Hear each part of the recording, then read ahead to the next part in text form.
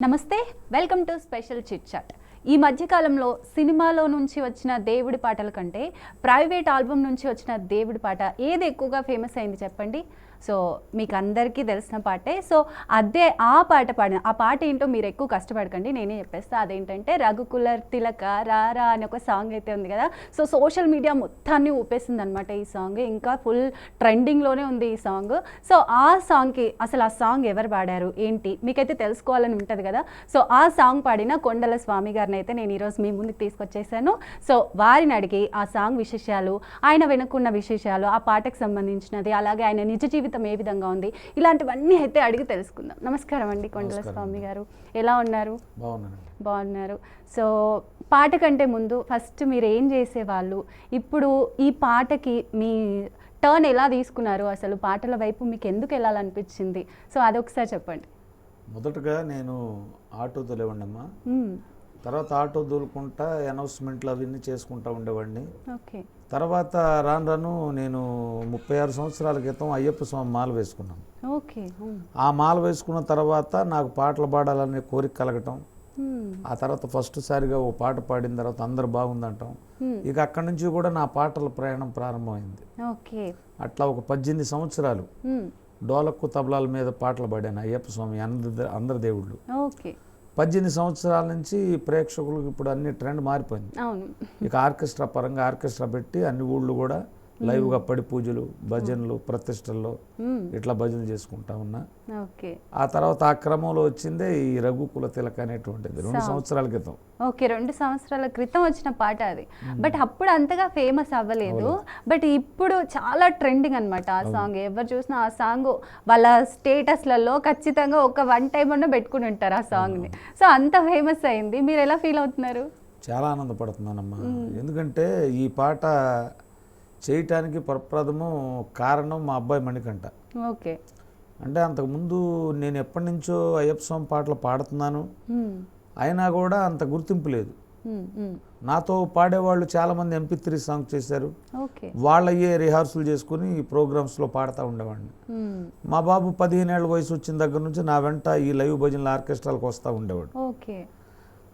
వాడికి ఉండేది మనసులో, నాన్నగారు బాగా పాడుతున్నాడు, ఆయనకి MP3 సాంగ్స్ లేదు, అది ఉంటే ఇంకా ఫేమస్ అవుతాడు కదా అని ఆ బాధ మనసులో ఉంది. చేద్దామని నాతో అన్నాడు. అంటే నేను చేసే వృత్తి ఆటో తోలటం. ఈ రోజున సాంగ్ చేయాలంటే 20 ఏళ్ళు, 30 ఏళ్ళు, 40 ఏళ్ళు, 50 ఏళ్ళు అవుతుంది. ఇక ఆ పాటలు చేయాలన్న ఆసక్తి ఉన్నా మన ఆర్థిక బడ్జెట్ అవి సహకరించక నేను ఎట్లా మిన్న కూరుముండిపోయా. తర్వాత ఎట్లా నా నాన్నగారికి చేయించాలని చెప్పి నాకు తెలియకోకుండా ఈ రఘుకుల తిలక చేయించాడు మా బాబు. మీరు పాడిన సాంగ్ చేయించిన తర్వాత చెప్పాడు. ఓకే, మీకు తెలీదు? నాకు ఆ ట్రాక్ చేసిన సంగతి అసలు తెలీదు. మేము మాది బాపట్ల పక్కన కర్లపాలెంలో చిన్న విలేజ్ అమ్మ, పాత నందాపాలెం. మేము భిక్షకని మాల్లో ఉన్నప్పుడు బాపట్ల శివాలయంకి వెళ్ళేవాళ్ళం. ఇప్పుడు ఖాళీ ఉన్నప్పుడు, భజనలు లేనప్పుడు.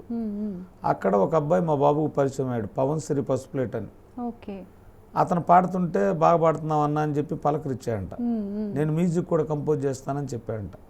మీ బాబు మ్యూజిక్ కూడా కంపోజ్ చేస్తాడు? మా బాబు కాదు, ఆ పవన్ శ్రీ పసుపులేట్ అనే అబ్బాయి కలిశాడు. తర్వాత మా నాన్నగారికి ఓ పాట చేయాలన్నా అంటే చేద్దాం అన్నా అంట. ఇక అట్లా 3 నెలలు ఆ అబ్బాయికి డిలే అయింది. మేము శబరిమల వెళ్ళి వచ్చాము. ఇక అంతటితో దాన్ని విరమించుకున్నాం.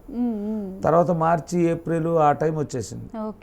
వచ్చిన తర్వాత ఇంకా నాకు మాల వేసుకున్న దగ్గర నుంచి కూడా మొదటి సంవత్సరం నుంచి ఈ GR స్వామివారు అని, సుందర చైతన్యానందులు అని వీళ్ళు రామాయణం ఇవన్నీ కూడా అప్పుడు ఉపన్యాసాలు చెప్తూ ఉండేవాళ్ళు. ఇక ఆ ప్రేరణ వల్ల ఈ రామాయణంలో శ్రీరాముడి యొక్క గుణగణాల వల్ల మన మనసు శ్రీరాముడి వైపు పట్ల వెళ్ళింది. ఇక అక్కడి నుంచి నాకు ఏ చిన్న పని వచ్చినా ఏదన్నా రామ అనుకోవటం అలవాటు. ఇక మా వాడు ఏం చేశాడంటే, ఎట్లాగో నాన్నగారికి రాముడు అంటే ఇష్టం, రాముడి మీదే పాట చేద్దాం అన్న ఆలోచనతో ఆ రఘుకుల తిలక ట్రాక్ చేయించాడు. సో ఆ 2 సంవత్సరాల క్రితం చేసిన సాంగ్ ని మళ్ళీ తను కంపోజ్ చేయించి అలా చేశాడనమాట? కాదు, ఆ 2 సంవత్సరాల క్రితమే ట్రాక్ చేయించింది. అదే అప్పుడు. సో ఇప్పుడు అది ట్రెండింగ్ లోకి వచ్చింది. ఓకే. సో దానికి కారణం ఇప్పుడు కార్తీ గారు మీ పాటకి స్టెప్స్ వేశారు. సో అందుకని చాలా ఫేమస్ అయింది అని అంటున్నారు. మీకు ఎలా అనిపిస్తుంది? అంటే నేను ఇంకా చూశాను నాగబాబు గారు కూడా మీకు పిలిచినట్టుగా, సో కొన్ని చూశాను అనమాట. సో అందరూ ప్రముఖులు చాలా ఇంట్రెస్టెడ్గా చాలా బాగుంది సాంగ్ అని చెప్తున్నారు. సో మీరు ఎలా ఫీల్ అయ్యారు? చాలా ఆనందపడ్డానమ్మా. ఎందుకంటే ఆ చేయించిన తర్వాత నాకు చెప్పాడు, ఇట్లా రక్కులు తిలకరారా ట్రాక్ చేయించాను నాన్న, పాడదాం అన్నాడు. ఓకే, సరే ఇద్దరం వెళ్ళాము. సింగిల్ టేక్లోనే పాడేసాను. అంతకుముందే లైవ్లో పాడుతుండేవాడిని. సింగిల్ టేక్లో ట్రైల్ పాడమన్నాడు అబ్బాయి. ట్రైల్ పాడేసాను, అట్లాగే పాడమన్నాడు, మొత్తం పాడేసా. తర్వాత ఇంక అక్కర్లేదు అంకుల్ అన్నాడు. అరే నా మనసులో కొంచెం అసంతృప్తి ఉంది. అరే మనం ప్రిపేర్ అయి పాడలేదు, మరి చాలు అన్నాడని అసలు ఆ రోజల్లా అట్లాగే అనుకున్నా. ఒకవేళ మళ్ళీ పాడుంటే ఇంత ఫేమ్ వచ్చేది కాదేమో. అది దైవ సంకల్పం, అట్లా జరిగింది. వచ్చేసాం, పాట బాగుంది. ఆ తెల్లవారుజాముకి తెల్లారితే శ్రీరామనవమి, ఇక వీడియో తీయటానికి కూడా లేదు. ఈ ఇమేజెస్ పెట్టి తెల్లవారుజాముకి ఆ పాట అప్లోడ్ చేశాడు. ఇది పాట బాగుంది, జనం చూస్తారు అనుకున్నా. 1 మిలియన్, 1.5 మిలియన్ అట్లా రామ జన్మభూమి అప్పుడు అట్లా వెళ్తా ఉంది. ఈమె రీసెంట్గా జనవరికి ముందు ఇన్స్టాగ్రామ్లో సినిమా యాక్టర్ సూర్య గారి తమ్ముడు కార్తీక్ గారు డివోషనల్ పంకలు వేసిన రీల్ వచ్చింది. అది ఈ పాటకి వేసాడు, ఏ పాటకి వేసాడు, అది షిన్ చేసి పెట్టారు. ఒకళ్ళు నాకు వాట్సాప్లో పెట్టారు ఆ రీలు, ఇట్లా కార్తీక్ గారు పాట స్టెప్ వేశారని. సరే చూసే చాలా ఆనందం వేసింది. అక్కడ నుంచి ఇన్స్టాగ్రామ్, ఫేస్బుక్, యూట్యూబ్, ఏ సోషల్ మీడియా ఉన్నా ఇక ఫుల్ ట్రెండింగ్ అయిపోయింది ఆ పాట. ఓకే, సో మీరు అలా ప్రయాణం సాగిస్తున్నారు. ఆ ప్రయాణంలో మీ కుమారుడి గురించి అయితే చెప్తున్నారు. సో తను ఏం చేస్తూ ఉంటారు? ఆయన కూడా ఆటో తోలుతాడమ్మా. డిగ్రీ వరకు చదువుకున్నాడు. తర్వాత నాతో పాటు ఆటో అంటే పాసింజర్లు తోలం మేము. ఓకే, ఆటో మీద మైకులు ఉంటాయి. నేను రికార్డింగ్ చేసి అది ఎక్కడ ఫంక్షన్లు, హోటల్స్, ప్రతిష్టలు, ఇట్లా మండలం మొత్తం తిరుగుతూ ఉంటాం అనమాట. అదే క్రమంలో ఏం చేశానంటే మా అబ్బాయి ఈ పాటలు మావోడే రాస్తాడు. 53 పాటల దాకా రాశాడు. ఈ ఆటోకి వెళ్ళినప్పుడు ఏదన్నా ఒక ట్యూన్ వచ్చింది అనుకోండి, అమ్ చేసుకోవటం, ఆ సెల్ ఫోన్లో రికార్డింగ్ చేసి పెట్టుకుంటాడు. ఇంటికి వచ్చిన తర్వాత నాకు చెప్తాడు. అట్లా ఏరి కూర్చి మా కీబోర్డ్ మాస్టర్ శ్రీనివాస్ అని ఉంటే, ఇది ఏ రాగంలోకి వస్తుంది, ఇది కరెక్ట్గా పడిద్దా లేదని మొత్తం చూసుకొని అట్లా సాంగ్ చేసేవాళ్ళు. ఈ రక్కుల తిలక చేసిన తర్వాత అబ్బాయి అందుబాటులో లేడు. దసరా వచ్చింది ఆ మధ్యలో. ఏం చేద్దామని చెప్పి మా బాబే రెయ్యింబగులు కూర్చొని 8 పాటలు చేశాడు అమ్మవారి సొంతంగా. వాడే రాసి, వాడే ట్యూన్ కట్టి, ఒక కీబోర్డ్ బయట నుంచి పిలిచేది. 8 పాటలు బాగా వచ్చినాయి. ఇక అట్లా చేసుకుంటూ వచ్చిన తర్వాత ఈ మధ్య కాలంలో ఇక రఘుకుల తిలక ఇక తిరుగు లేకుండా వరల్డ్ వైడ్ అయిపోయింది. ఇక చాలా మంది సెలబ్రిటీలు పిలవడం. ఎవరు రాశారు ఆ సాంగ్ ని? ఆ సాంగ్ పూర్వం నుంచి ఉందమ్మా. గత 40-50 సంవత్సరాల నుంచి పాండురంగడ కోలాట మధ్యలో పాడేవాళ్ళు. అయితే ఆ ట్యూన్ ని కొంచెం సర్దుబాటు చేసి, ఆ మార్పులు చేసి, ఇప్పుడున్న ట్రెండ్కి తగ్గట్టుగా ఆ రిథం పెట్టి ఆ మ్యూజిక్ చేయించాము. ఇప్పుడు జనానికి ఏ పాట, ఏ రీల్ చేసినా, ఏ స్టెప్ వేసినా అన్నిటికీ సెట్ అవుతుంది. అది అబ్బాయిలు ముఖ్యంగా యూత్ అయితే చాలా ఫిదా అయిపోయారు మీ సాంగ్, బాగా కనెక్ట్ అయిపోయారు పాటకి. ఎందుకంటే ఒక పాటని ఈ రోజుల్లో మీరు వింటూ ఉంటారు, folk songs, love songs, sad songs, ఇవి జనంలోకి వెళ్తున్నాయి, జానపదాలు. ఒక రాముడు పాటను వాళ్ళు ఓన్ చేసుకున్నారంటే ఈరోజు చూడండి, ఒక కులమతాలు లేవు, వయోభేదాలు, వయసులో భేదాలు లేవు. చిన్నపిల్లల నుంచి పెద్దల వరకు, ముసలి వాళ్ళ వరకు. స్వామీజీలు మొన్న చిన్నజీరి స్వామివారు అమెరికాలో డల్లాస్లో అక్కడ ఉన్న ప్రవాస భారతీయులు వికాస్ తరంగిణి కూడా 30 సెలబ్రేషన్ చేసుకుంటూ ఆ పాటతో స్వాగతం చెప్పారు. ఆయన కూడా మన తెలుగు గడ్డ సాంగ్ అలా అమెరికా వరకు పాకింది. అసలు అమెరికా ఏందమ్మా, చాలా మంది ఫోన్లు చేస్తున్నారు. యూకే, లండన్, కెనడా, ఈ అమెరికా, ఇటు మన రాష్ట్రాల్లో అయితే పశ్చిమ బెంగాల్, ఇటు సౌదీ అరేబియా చాలా కాల్స్ వస్తూ ఉన్నాయి. వాట్సాప్లో కూడా మెసేజ్లు బాగుందని.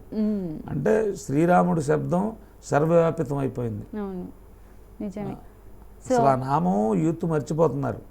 అటువంటి టైంలో శ్రీరాముడు ఆ నామాన్ని అనే ఉచ్చరించడం కాదు, నృత్యం చేయించాలనే సంకల్పంతో విశ్వవ్యాప్తం చేశాడు. నిజమే, పాడుతూ డాన్స్ చేయడము నిజంగా అన్ని చూస్తున్నాం కదా మేము కూడా. సాంగ్ మీ గొంతు కూడా చాలా ఫెమిలియర్ గా దానికి సరిపోయింది, ఆ పాటకి మీ గొంతు నిజంగా చాలా సెట్ అయింది. సో ఇప్పుడు మీకేమైనా అవకాశాలు వస్తున్నాయా మీ గొంతుకి, మీ పాట మీరు పాడాలి? అయితే చాలా వస్తున్నాయండి, ప్రైవేట్ ఆల్బమ్లలో పాడమని వస్తున్నాయి. మన సినిమా ఫీల్డ్ నుంచి కూడా చరణ్ అర్జున్ గారు ఒక సినిమాలో పాటని పాడమని చెప్పారు. మొన్న ఆ మధ్య రీసెంట్గా బాపట్లో కోన వెంకట గారు ఆయన సన్మానం చేసి నేను 2 మూవీస్ తీస్తున్నాను, మా హైదరాబాద్ వచ్చి కలవమన్నారు. ఇక ప్రైవేట్ ఆల్బమ్స్ కూడా చాలా మంది వస్తున్నాయి, ఏదన్నా ఆచరణలో ఉన్నాయి. అది పాడి ఏదన్నా ఒక పాట హిట్ అయితే మన ప్రయాణం జర్నీ అట్లా సాగిద్ది. కానీ వెయిట్ అండ్ సీ, ఇన్ని ఇచ్చాడు భగవంతుడు, అది కూడా ఇస్తాడనే ఆశ. మీకు ఇంకా ఏమేమి కోరికలు ఉన్నాయా? అంటే నాకు ఈ సాంగ్ చాలా ఇష్టం, ఇది కొంచెం ఇంకా మంచి పాడాలి, లేకపోతే దాన్ని రిలీజ్ చేసుకోవాలి మళ్ళీ మంచిగా కంపోజ్ చేయించి అని ఒక సాంగ్ ఏదైనా ఉండిపోయిందా మీలో? అట్లాంటిదైతే ఓ పాట ఉందమ్మా, నేను బాగా ఇష్టపడి మా బాబే రాశాడు అది. అయితే ఆ రోజున్న పరిస్థితుల్లో మా స్టూడియోలో మేము అట్లా చేసాము, కానీ అది ఎడల పెద్దగా ఆ పాటను మళ్ళీ రీకంపోజ్ చేయాలనే కోరిక ఉంది. అదే పాట ఏంటంటే, కార్తీకం రాగానే మనసు కలవరిస్తుంది, నీ మాల వేసుకొని దీక్ష చెయ్యమంటుంది, ఇంటిలోన శాంతి లేదు, చేతిలోన పైసా లేదు, అయినా గాని నిన్ను చూసే ఆశ నాకు తగ్గలేదు, శరణం శరణం అయ్యప్ప స్వామి శరణం అయ్యప్ప, శరణం శరణం అయ్యప్ప మా స్వామి శరణం అయ్యప్ప, పందళ రాజ్యాన పాము పడగల నీడనా వెలసీనాడు అయ్యప్ప స్వామి శబరి కొండనా. ఈ పాట చాలా బాగుంటుంది. చాలా బాగుంది, మీరు కూడా చాలా బాగా పాడారు, ఆ వైబ్ తెలుస్తుంది అలా వాయిస్ లో. ఓకే, సో ఆ సాంగ్ ని మళ్ళీ కంపోజ్ చేయాలని ఉందమ్మా. ఓకే, చేస్తాం తొందరలోనే, చేయండి. సో ఈ సాంగ్ లా సూపర్ హిట్ కావాలని మేము కూడా కోరుకుంటున్నాం. సో ఇప్పుడు రఘుకుల తిలక సాంగ్ చాలా ఫేమస్ అయింది. సో ఇప్పుడు మీరు లైవ్ లో ఉన్నారు కాబట్టి మీ నోటి ద్వారా ఆ సాంగ్ వినాలనిపిస్తుంది మాకు, ఒకసారి పాడండి. పడతాను. రఘుకుల తిలకారారా నిన్నెత్తి ముద్దులాడెదరా, కోసల రామారారా కౌసల్య రామారారా, రఘుకుల తిలకారారా నిన్నెత్తి ముద్దులాడెదరా, కోసల రామారారా కౌసల్య రామారారా, నుదుటిన కస్తూరి తిలకం చిరునవ్వులు చిందే అదరం, మల్లెలు మాలలు గట్టి నీ మెడలో వేసెదరారా, రఘుకుల తిలకారారా నిన్నెత్తి ముద్దులాడెదరా, కోసల రామారారా కౌసల్య రామారారా, వెండి గిన్నెలో పాలు అవి నీకై ఉంచితిరారా, అల్లరి సేయగమాని నువ్వారగించగారారా, రఘుకుల తిలకారారా నిన్నెత్తి ముద్దులాడెదరా, కోసల రామారారా కౌసల్య రామారారా, బుగ్గన చుక్క పెట్టి నీ కనులకు కాటుక పెట్టి నా మనసును మాలగజేసి నీ మెడలో వేసెదరారా, రఘుకుల తిలకారారా నిన్నెత్తి ముద్దులాడెదరా, కోసల రామారారా కౌసల్య రామారారా. సూపర్, నిజంగా చాలా బాగా పాడారు, అసలు గూస్ బంప్స్ వస్తున్నాయి ఇట్లా మీ వాయిస్కి. సో నిజంగా చాలా బాగుంది. ఈ సాంగ్లో ఎక్కువగా రారా రారా అని వాడారు కదా, సో దానికి ఏమన్నా నెగిటివ్ కామెంట్స్ అలా వచ్చాయి, దేవుణ్ణి ఎందుకు అలా అంటున్నారు ఏంటి అని? వచ్చినాయి అమ్మా, రాకుండా ఎందుకుంటే ఇప్పుడు ఏమిందంటే యూత్లో ఐందవ సాంప్రదాయం శాస్త్రం గురించి చాలామందికి తెలియదు. ఎందుకంటే ఇప్పుడు వచ్చే వాళ్ళందరూ పాశ్చాత్య నాగరికత, ఇంగ్లీష్ చదువులు, వాళ్ళకి శాస్త్రాల్లో ఏముందో తెలియదు. భగవంతుడిని రారా అనొచ్చు ఓన్ చేసుకుంటే, భక్తి నవ విధాలైనటువంటి మార్గాల్లో ఉంటుంది. భగవంతుడిని దూరంగా పూజించవచ్చు, గౌరవించవచ్చు, సావాసంగా సఖ్యం చేసుకోవచ్చు. భగవంతుడికి ఏమి ఇబ్బంది ఉండదు. నన్ను రా రా అన్నాడు కొండల స్వామిని, ఆయనేమనుకోడు, వీళ్ళు అనుకుంటున్నారు తెలియక చెప్పా. ఎందుకంటే ఒక సన్నివేశాన్ని మనసులో ఊహించుకొని మనం ఫీల్ అయి పాడితే ఆ మాధుర్యం వస్తుంది. నేనేమని ఫీల్ అయ్యాను, బాలరాముడు ఒక మాతృవాత్సల్యం, ఒక బిడ్డ పిల్లవాడిని పిలిచినట్టు పాడదామని ఒక ఉద్దేశం. మీరు ఉంచారు కూడా అందులో, అంటే బుగ్గన చుక్క పెట్టి కళ్ళకు కాటుక పెట్టి అలా చిన్నగా ఉన్నప్పుడు చేస్తారు బాలరాముడు కానీ. తర్వాత అందులో ఇప్పుడు కొన్ని సంస్కరణలు జరిగినాయి భారతదేశంలో. ఎప్పటి నుంచో మన వీధిలో రామాలయం ఉంటుంది, ఒక పట్టణాల్లో రామాలయం ఉంటుంది. కానీ దురదృష్టం ఏంటి, శ్రీరాముడు పుట్టి ఆయన ఆడుకుని నివసించి పాలించిన ప్రదేశంలో రాముడికి నివాసం లేదు. ఆ బాధ ఉండేది నాకు. అది మా నాన్న చూడలేదు, మా తాత చూడలేదు, నేను కూడా చూస్తాను లేదు శ్రీరాముడిని అనుకున్నా. మరి మహానుభావుడు కల్కి అవతారంలో వచ్చాడు, 10వ అవతారం నరేంద్ర మోడీ గారు. ఆ రామ జన్మభూమి స్టేట్మెంట్ వచ్చింది. మరి ఒక భగవంతుడు అన్ని యుగాలకి ఒక ఆదర్శమైనటువంటి మూర్తి, ఆయనలా ఉండాలని ఒక అక్క తమ్ముడినట్లాగా అనుకుంటుంది, ఒక భార్య భర్తనట్లాగా అనుకుంటుంది, ఒక పరిపాలించే వాళ్ళని కూడా. ఎందుకంటే ఒక తండ్రి ఎట్లా ఉండాలి, భర్త ఎట్లా ఉండాలి, సోదరుడు ఎట్లా ఉండాలి, పాలకుడు ఎట్లా ఉండాలి, పాలించేవాడు, అన్ని లక్షణాలు ఉన్నాయి ఆయనలో. మరి అటువంటి ఆయన ఇది చూడండి, మనం ఖండాలు ఉన్నాయి, దేశాలు ఉన్నాయి. ఏ భూమికి లేనటువంటి పేరు కర్మభూమి, వేదభూమి అని ఇండియన్ అంటారు. ఎందుకంటే ఋషులు తపస్సులు వీళ్ళందరూ ఇక్కడ ఉన్నారు కాబట్టి, అది సనాతన ధర్మం వెళ్తుంది కాబట్టి. అటువంటి చోటకి శ్రీరాముడు చిన్నపిల్లవాడిగా వస్తున్నప్పుడు మనం ఎంత బుజ్జగించి పిలవాలా, మన కళ తీరబోతుంది అని మనసులో నుంచి వచ్చినటువంటి ఆవేదన, ఆనందం, వీటన్నిటితో ఆ రోజు అట్లా పాడాల్సి వచ్చింది.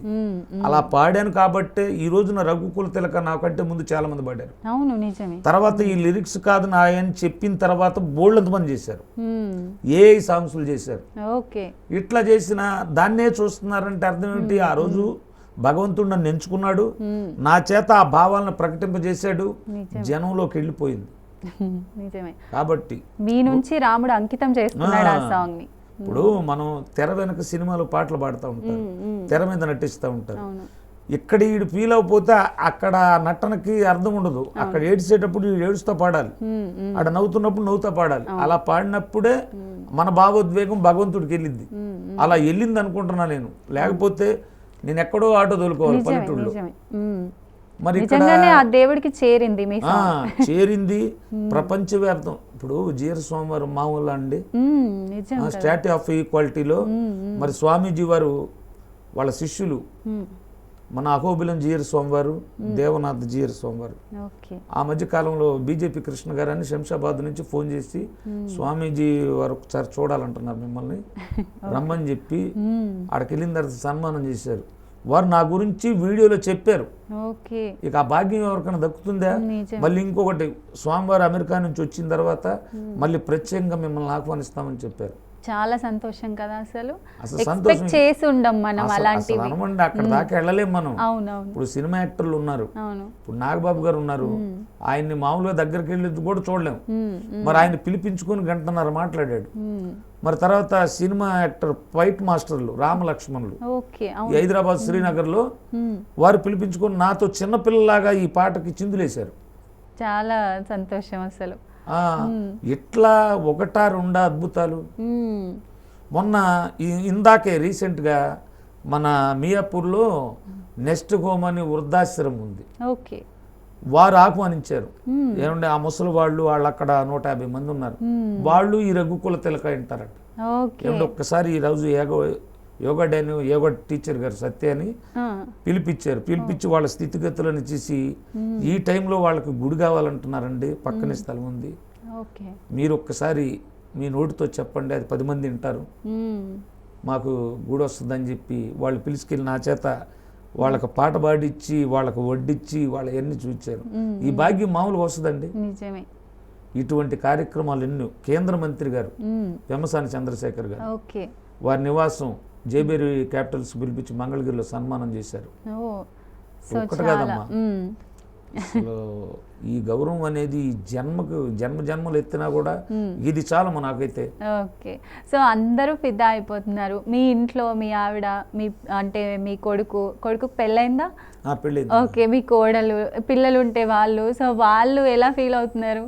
చాలా ఆనందపడిపోతున్నారు. ఎందుకంటే నేను ఇన్నాళ్ళ నుంచి చేస్తా ఉన్న ఒక గుర్తింపు లేదు. వాళ్ళకు మీ కష్టం నిజంగా తెలుసుంటది కదా. వాళ్ళు లేకపోతే నేను లేనమ్మా. వాళ్ళు ఎందుకంటే నేను 36 సంవత్సరాలు మాలేసుకున్నా. ఓకే. మా అబ్బాయి 18 సంవత్సరాలు వేసుకున్నాడు. మా మిస్సెస్ 25 సార్లు భవాని మాలేసింది.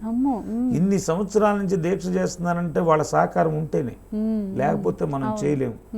ఈ రోజు వాళ్ళు పడే ఆనందం నాకు బాగా తెలుసు. ఎందుకంటే మనం ఎక్కడ ఆటో తోలుకునే ఫ్యామిలీ ఈ రోజున ప్రపంచ స్థాయిగా ప్రతి ఒక్కరు పిలిచి మన ప్రశంసించడం, సన్మానాలు చేయటం, ఇవన్నీ చూస్తుంటే కలలాగా ఉందన్నమాట.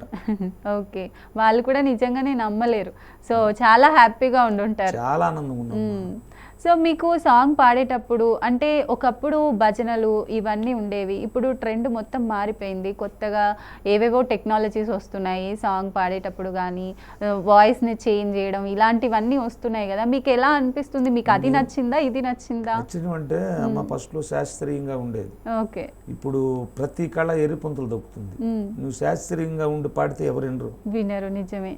ఇప్పుడు మనల్ని బట్టి కాలం మారదమ్మా. నేను చెప్పేది ఒకటే, ఎవరికైనా కాలాన్ని బట్టి మనం మారాలి. ఓకే. ధర్మం మారాలి. సత్యం ఒకటి ఉంది, అది ఎప్పుడు మారదు. ఇప్పుడు ఎవరైనా సరే, మనం తిరుమల తిరుపతి దేవస్థానం వాళ్ళు గుమ్మాల మీద పెడతా ఉంటారు, ధర్మో రక్షతి రక్షతః అని. ధర్మాన్ని నువ్వు రక్షించు, ఆ ధర్మం నిన్ను కాపాడుతుంది. అయితే మనం ఈ ధర్మ మార్గంలో వెళ్ళేటప్పుడు కొన్ని కష్టాలు వస్తాయి, ఒడిదుడుకులు వస్తాయి. వాటిని అధిగమించి వెళితే చివరికి కథ సుఖాంతం అయింది. నువ్వు ఎప్పుడైతే ధర్మం తప్పుతావో అప్పుడే ప్రకృతి, ఇప్పుడు మనకు ప్రకృతిలో ఎండాకాలం ఎండలు కాయట్ల, వర్షాకాలం వర్షాలు పట్ల తికమకైపోతుంది. ఎందుకు? ప్రకృతిని కలుషితం చేస్తున్నాం మనమే. మనం అబద్ధం లేనిదే తెల్లవారదు, పొద్దుపోదు. నిజమే. అట్లా అయిపోయింది అనమాట. అప్పుడు ప్రకృతి కూడా కలుషితం అయిపోతుంది. ఒక మనిషిని నాశనం ఒక్కడనే. ప్రకృతి అయితే వాళ్ళందరూ ఒకేసారి బుద్ధి చెప్పిద్ది అనమాట. అట్లాంటి ఉత్పాతాలు. నేనేం చెప్తానంటే, మనకు ఉపనిషత్తులో ఒక వాక్యం ఉందమ్మా, మన ఏవ మనుష్యానం కారణం బంధమోక్షయోహో అని చెప్పింది. అది అంటే ఏంది? నువ్వు ఉన్నత శిఖరాలకు వెళ్ళాలన్నా, అధపాతాలానికి పడిపోవాలన్నా మనసు ప్రధాన కారణమయ్యా. నువ్వు మనసును నిగ్రహించుకోగలిగితే ఉన్నత. ఇప్పుడు మనకు మనసు, ఇప్పుడు కన్ను వెళ్ళిన చోటకి మనసు వెళ్ళకూడదు, మనసు వెళ్ళిన చోటకి అవయవాలు వెళ్ళకూడదు. వాటిని కంట్రోలింగ్ చేసుకోవాలి. వెనక ఈ మనసు వెనక ఇంకొక ఆయన ఉంటాడు, శ్రీకృష్ణుడు, బుద్ధి అంటారు దాన్ని. ఇది ఎప్పుడప్పుడు హెచ్చరిస్తాము, మనం ఏ తప్పు చేసినా దాని మాట వినం. ఇని ఈ మనసుని ఇంద్రియాలని కంట్రోల్ చేసుకుంటే ఉన్నత శిఖరాలకు వెళ్తాం. అది చెప్పిన చోటకెళ్ళి వెళ్ళామనుకోండి అధపాతాలని పడిపోతాం. పాట ఒక ఆయుధం కలియుగంలో. అది రాజకీయ నాయకులకైనా దేవుళ్ళకైనా ఎవ్వరు ఒక లైన్లోకి వెళ్ళాలన్నా పాటే. స్పెషల్ గా కంపోజ్ చేసుకుంటారు పార్టీల కోసం అని చెప్పి. ఇప్పుడు పాటలతో వెళ్తున్నాం ఇప్పుడు అనుకుంటున్నారు, ఎప్పుడో చెప్పాడు. మన శాస్త్రాల్లో ఉంది ఇది కలియుగ ధర్మం ఈ పాటలు అనేది. ఎట్లంటే కృతవ యాజన్ యజ్ఞస్తత్రేతాయాం ద్వాపరే ధ్యాయాన్ యదాప్నోతి తదాప్నోతి కలియుగే సంకీర్తకేశం అని చెప్పారు అందులో ఉపనిషత్తుల్లో. కృతయుగంలో, త్రేతాయుగంలో, ద్వాపర యుగంలో యజ్ఞయాగాది క్రతువులు, తపస్సులు, ధ్యానాలు చేస్తే ఎంత ఫలితం వస్తుందో కలియుగంలో ఒక్క సంకీర్తన పాట ద్వారా అంత ఫలితం వస్తుంది. పాట పాడిన ప్రతి చోట భగవంతుడు పక్కనే కూర్చొని ఉంటాడు, వీడికి కనపడడు. అది కూడా ఆయనే చెప్పాడు. నారదుడు తెలుసుకమ్మ సినిమాలో చూసుంటాడు, ఆయన 3 లోకాలు తిరుగుతూ ఉంటాడు.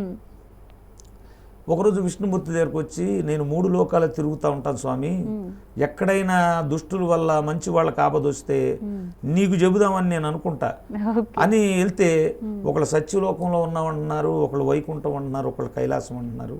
నేను ఇవన్నీ నిన్ను ఎత్తుకునే కాడికి అక్కడ జరగరానిది జరిగిపోద్ది, అసలు పర్మనెంట్ అడ్రస్ నాకు చెప్తే డైరెక్ట్గా అక్కడికే వస్తా కదా అని. ఆ మాట చెప్పగానే ఆయన కూడా ఇట్లాగే చిరునవ్వు నవ్వి, మద్భక్తాహ ఎత్ర గాయంతి తత్ర తిష్టామి నారద అని చెప్పాడు. నేను అక్కడ ఇక్కడ ఉండనయ్యా, నా భక్తులు ఎక్కడ గానం చేస్తారో అక్కడే తిష్ట వేసుకొని కూర్చుంటా. ఇంకా చూడగలిగిన వాళ్ళకి వాళ్ళలోనే ఉంటాడు. భగవంతుడు ఎక్కడో బయట ఉండడు, మనలోనే ఉంటాడు చూడగలిగినప్పుడు. ఇప్పుడు అద్దంలో మన ముఖం చూసుకోవాలా, అద్దం శుభ్రంగా ఉంటే కనపడింది, మురికి ఉందనుకోండి మన ప్రతిబింబం కనపడదు. అట్లాగా మనలో ఉన్న మురికిని తీసేయాలి. కామ క్రోధ లోభ మదమాత్సర్యాలు రాగద్వేషాలు అసూయ ఇవన్నీ ఎప్పుడైతే తొలగిస్తామో భగవంతుడు మనలో ఉంటాడు. మన నుంచి వచ్చే ప్రతి మాట దైవికం అయిపోద్ది, అది శాసనం. అన్ని జరుగుతాయంటే. మీరు ఇప్పటి వరకు కొన్ని సాంగ్స్ రాసారా? ఎన్ని సాంగ్స్ రాశారు మీ చేతులతో మీరు? నేను 53 పాటలు మా బాబు రాశాడు, పాడానమ్మా. రీసెంట్గా దమ్మున్న హిందువులు, మొన్న పేల్గాము విషయం జరిగింది కదా, హిందువుల్ని ఉత్తేజింపజేయాలి. ఎందుకంటే నేను హిందువుగా పుట్టాను, ఇది హిందూ దేశం. మరి అయితే హిందువులకి కొంతమందికి నేను ఏం చెప్తానంటే, పిల్లాడు పుట్టగానే వాడిని ఏ స్కూల్లో వేద్దాము, ఎంత మాత్రం ఇంగ్లీష్ చదివిద్దాం. అమ్మ అంటే ఆనందం ఉండదు తల్లికి, ఇప్పుడు వాళ్ళకి. మమ్మీ అనంగలోనే ఉప్పొంగిపోతారు అన్నమాట.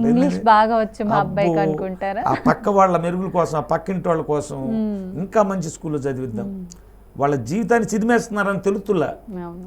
ఒక జైల్లో పెట్టి బంధిస్తున్నారు. ఇప్పుడు కార్పొరేట్ చదువులు అట్టగా ఉండేలమ్మ. చదువు చదువు చదువు, ర్యాంకు ర్యాంకు ర్యాంకు ర్యాంకులు, ఇంకేముండదు వాడి జీవితం. కొట్టి కొట్టి కొట్టి 35 ఏళ్ళ తర్వాత పెళ్లి చేస్తాడు పాపం. ఏం లేదు, ఉద్యోగం రావాలి. మేము చదువుకునేటప్పుడు అలా ఉండేది కాదు కదా, ఆటలు ఇవన్నీ ఉండేవి. బట్ ఇప్పుడు మా అబ్బాయి చదువుకున్నాడు, వాడు ఉద్యోగం చేస్తాడని నాకు తెలుసు. నేను ఫస్ట్ నుంచి దయ్యకున్న భగవంతుడిని బాగా నమ్ముతా. 21 ఏళ్ళకి పెళ్లి చేసేసా. వాడు చదువుకుంటానన్నా కూడా, అంటే అట్టని వాడు ఉద్యోగం చేయకూడదని ఏని కాదు. నాకు మనసులో కోరుకుండేది, నా తర్వాత మా అబ్బాయి దైవ సేవ చేయాలి, వాడి తర్వాత వాడికి ఒక అబ్బాయి పుడితే చేయాలని. అయితే భగవంతుడు మీ సేవలు చాలు అనుకున్నాడు. తర్వాత అబ్బాయికి 3 అమ్మాయిలు ఇచ్చేసాడు. సరే కానీ భగవంతుడి నిర్ణయానికి ఎవరు వ్యతిరేకం కాదు. ఈ చదువుల మీద పడిపోయి ఏం చేశారంటే, పాశ్చాత్య నాగరికత ఉండాలి, ఇంగ్లీష్ ఉండాలి, దానికి మన విజ్ఞానాన్ని జోడించాలి. భాగవతంలో లేని సైన్స్ ఎక్కడ లేదు. భగవద్గీత చదివితే మీ సైన్సు, ఈ టెక్నాలజీ మొత్తం ఉంటుందమ్మా అందులో. జీవితం మనిషి ఎట్లా బతకాలనేది ఉంటుంది అన్నమాట. ఈ భగవద్గీత లేకపోతే హిందువులదంతా అబద్ధం అని చెప్తారు పక్కవాళ్ళు.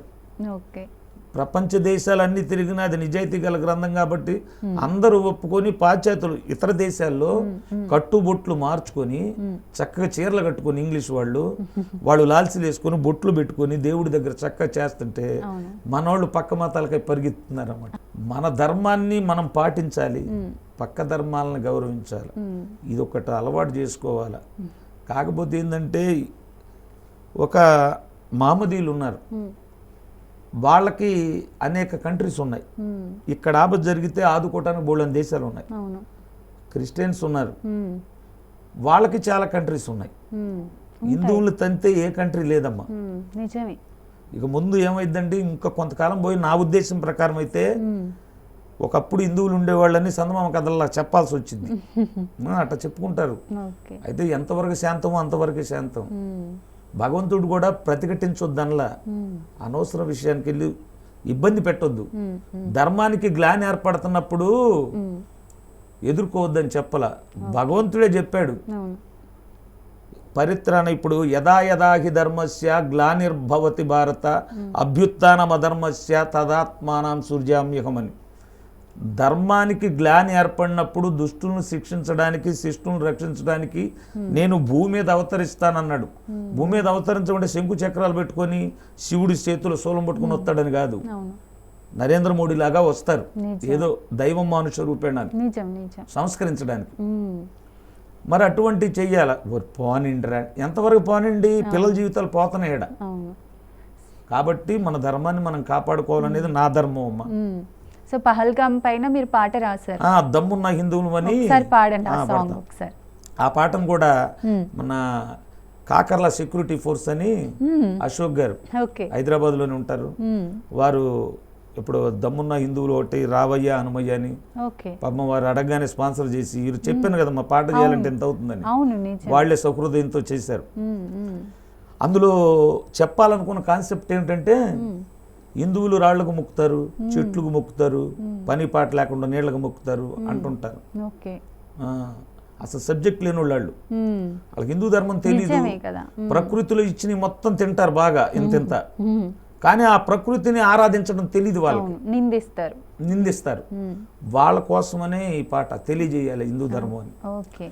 దమ్మున్న హిందువులం గంగనీటి బిందువులం సనాతన ధర్మానికి మేమంతా వారసులం. జై శ్రీరామ్ జై హనుమాన్, జై శ్రీరామ్ జై హనుమాన్. హనుమంతుని కాషాయ జెండాను ఇంటిపైన ఎగరేసి చెబుతున్నాం మేమంతా హిందువులం. దమ్మున్నా హే దమ్మున్నా హరే దమ్మున్న హిందువులం గంగనీటి బిందువులం సనాతన ధర్మానికి మేమంతా వారసులం. ఇది పల్లవులో చెప్పాం. ఇది కూడా మా అబ్బాయి రాసింది. చరణం వచ్చేసరికి రాళ్లకు మొక్కేటి హిందువులంరా, ఆ రాళ్లతోనే కట్టినదే నీ గృహమురా. ఉండనంటవా ఇల్లు కూల్చుకుంటవా, ఏడ ఉండనంటవా ఇల్లు కూల్చుకుంటవా. చెట్టులకు మొక్కేటి హిందువులంరా, ఆ చెట్లే నిలిపేది నీ ప్రాణమురా. గాలి పీల్చనంటవా ఊపిరాపుకుంటవా, గాలి పీల్చనంటవా ఊపిరాపుకుంటవా. మేమెవ్వరి జోలికి వెళ్ళనే వెళ్ళము, మా జోలికొచ్చారో అసలు వదిలిపెట్టము. ఛత్రపతి శివాజీ సంభాజీ ఖడ్గాలం, జై భవాని నినాదాలు పూరించే శంకాలం. దమ్మున్నా ఏయ్ దమ్మున్నా దమ్మున్నా హిందువులం గంగనీటి బిందువులం సనాతన ధర్మానికి మేమంతా వారసులం. సూపర్ అండి, చాలా బాగా. అంటే మేల్కొల్పాలి జనాలని, పంచభూతాల తత్వాన్ని తెలియజేయాలి. ఈ చెట్టులు లేకపోతే మనుషులు బ్రతకలేరు, నీళ్లు లేకపోతే శరీరం ఉండదు, పీనుగైపోద్దని ఇవన్నీ చెప్పాం. ఇప్పుడు వీటన్నిటికన్నా ఇంకో దేవుడు ఉంటాడు. దేవుడు కనపడమ్మా, పరబ్రహ్మ స్వరూపం. అసలు చెప్పాలంటే అన్నమే దేవుడు. అన్నం పరబ్రహ్మ స్వరూపం. ఆ అన్నం ద్వారానే సృష్టి అంతా నడుస్తుంది. ఏ జీవి బతకాలన్నా ఆహారం కావాల్సింది. ఆ ఆహారం ఇవ్వాలంటే ప్రకృతి కావాలి. మరి ప్రకృతే పరమాత్ముడు, మరి వాటిని గౌరవించాలి. ఎవరన్నా చిన్న సాయం చేస్తే కృతజ్ఞత చెప్తాం కదమ్మా. మరి బ్రతకడానికి గాలి, నీరు, అగ్ని, వాయువు మొత్తం ఇవన్నీ ఇచ్చిన పరమాత్మకు ఆయన ఏం కోరుతున్నాడు? మనల్ని కృతజ్ఞత చూపించి నమస్కరించమంటున్నాడు, అంతే. అవును. సో మీ ఈ జర్నీలో మీ బాబు పాత్ర చాలా వరకు ఉంది. సో మీరు చెప్తుంటేనే అర్థమవుతుంది, తనే సాంగ్ రాయడము, పాటలు రాయడము, మీతో చేయించడము, సో ఇలా ఉంది. కానీ కొంతమంది బయట యూత్ కొంచెం వేరే రకంగా ఉంటారు. ఫ్యామిలీలో ఇబ్బందులు కావచ్చు, లేదంటే జాబ్ కోసము కొన్ని చెడు అలవాట్లు పెట్టుకొని ఇలా ఉంటూ ఉంటారు. సో వాళ్ళకి మీరు ఎలాంటి మెసేజ్ ఇస్తారు? అంటే సొసైటీలో ఎలా ఉండాలి అని చెప్పి ఏం చెప్తారు? సొసైటీలో ఎలా ఉండాలంటే దీనికి కూడా చెప్పిన కదా, మనకు మహాభారతంలో 3 నీతులు చెప్తారు. పాపభీతి, దైవప్రీతి, సంఘనీతి అని. పాపం చేయడానికి భయపడాలి, పాపం అసలు చేయకూడదు. ఎవరన్నా ఒరే పాపం చేసి వచ్చి దేవుడికి బోర్ల పడి మొక్కితే పోద్దని చెప్తారు, వాళ్ళ మాటలు అసలు నమ్మకూడదు. పాపం ఎప్పుడు పోదు. ఇప్పుడు ఈ మధ్య మీరు చూస్తూ ఉంటారు చాలా సంఘటనలు, కర్మ ఎవరిని విడిచిపెట్టదని మీరు రీల్స్లో చూస్తుంటారు. ఏది జరిగినా అది ఎవరిని వదిలిపెట్టదు పాపం చేస్తే. అట్లాగే దైవ ప్రీతి, దేవుడిని ఎట్లా ప్రేమించాలా? ఏదో అవసరం వచ్చిందని ఒక కొబ్బరికాయ కొట్టి 2 కోళ్ళు కోసి ఏటపోతులు నరికి స్వామి నా కోరికలు తీర్చమని మొక్కటం కాదంట. సర్వకాల సర్వావస్థలు అంటే ఒక 22 ఏళ్ల అబ్బాయి 18 ఏళ్ల అమ్మాయిని ఎట్లా ప్రేమిస్తాడు? కన్ను మూసినా తెరిసినా ఆ అమ్మాయే కళ్ళల్లో కనపడతా ఉంటుంది. భగవంతుడిని అట్లా ప్రేమించాలి.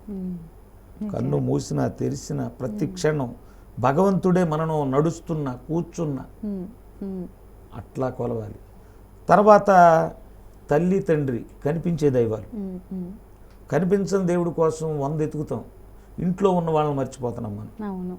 వాళ్ళు లేకపోతే నీ జననం లేదు, నీ ఎదుగుదల లేదు, అసలు నువ్వు లేవు. వాళ్ళను బాగా చూసుకోవాలి. నువ్వు వీళ్ళని చూడకుండా 100 పుణ్యక్షేత్రాలకు వెళ్ళు, ఫలితం 0, మార్కులు పడవు. వీళ్ళని చూసినప్పుడే అవన్నీ కూడా పడతాయి అన్నమాట. అట్లా ఉండాలి. సంఘంలో పెద్ద చిన్న గురుదైవం మన అన్న హైయర్స్ ఉంటారు, వాళ్ళని గౌరవించాలి. ఇప్పుడు మనం ఇండియాలో ఉన్నాం లేదా హైదరాబాద్లో ఉన్నాం, వీటన్నిటినీ పాటించుకుంటా మన యొక్క జీవితాన్ని బ్యాలెన్స్బుల్గా చెడు వైపు వెళ్లకుండా మరల్చకుండా ఉంటే యువత బ్రహ్మాండంగా ఇక్కడున్న టెక్నాలజీ ఈ రోజున అమెరికా అట్లాంటి దేశాలు బాగా పెరిగిపోయి వర్ధిల్లుతున్నాయంటే ఇక్కడున్న టెక్నాలజీ వల్ల. ఇక్కడ అవకాశాలు లేక ఈ ఉన్న తెలివితేటలను అక్కడ పెట్టుబడిగా పెట్టి వాళ్ళు డెవలప్ అవుతున్నారు. అవన్నీ ఇక్కడికి తీసుకొచ్చిన రోజున ఇదే అన్నిటికన్నా కూడా బాగా ఉంటుందని నా ఉద్దేశం. నిజంగా చాలా బాగా చెప్పారు. థ్యాంక్ యూ సో మచ్ అండి కొండల స్వామి గారు. చూసారు కదండి ఈరోజు మన స్పెషల్ చిట్ చాట్. మీకు కొండల స్వామి గారి గురించి అన్నీ కవర్ చేశాను, అన్నీ తెలియజేశానని అనుకుంటున్నాను. Thank you so much. మరొక ఇంటర్వ్యూతో మళ్ళీ కలుద్దాం. Bye bye.